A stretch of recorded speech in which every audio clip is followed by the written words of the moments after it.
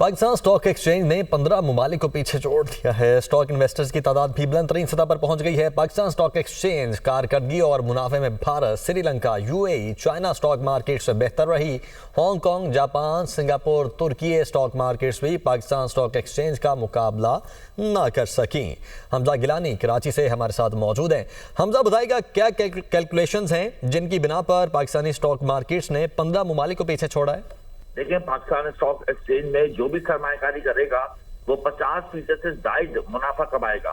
इसी हवाले से पाकिस्तान स्टॉक एक्सचेंज ने 15 ममालिक को पीछे छोड़ दिया है और न सिर्फ 15 ममालिक को मुनाफे की मद में पीछे छोड़ा है, बल्कि स्टॉक इन्वेस्टर्स की तादाद भी मुकामी तारीख में बुलंद तरीन सतह पर पहुंच गई है।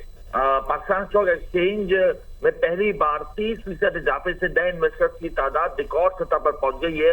पाकिस्तान स्टॉक एक्सचेंज में जो नए इन्वेस्टर्स लिस्टेड हुए हैं उनकी तादाद है 1,60,000 और पाकिस्तान स्टॉक एक्सचेंज में जो इन्वेस्टर्स की जो मजमूई तादाद है, यानी नए इन्वेस्टर्स और पुराने इन्वेस्टर्स को अगर आप मिला लें तो इनकी जो क्लाइंटेल है वो 4,64,000 से ज्यादा हो गई है। और पाकिस्तान स्टॉक एक्सचेंज ने जो रिटर्न दिया है इन्वेस्टर्स को जो 50% से ज्यादा है, अगर हम इसका कंपेरिजन निकालें तो पाकिस्तान स्टॉक एक्सचेंज ने भारत को पीछे छोड़ दिया, यूएई की स्टॉक एक्सचेंज को पीछे छोड़ दिया, Morgan Stanley international capital market को पीछे छोड़ दिया। ये बहुत बड़ी बात है कि पाकिस्तान ने इंटरनेशनल स्टैनले को भी पीछे छोड़ दिया है। भारत ने पाकिस्तान ने तुर्की को पीछे छोड़ दिया।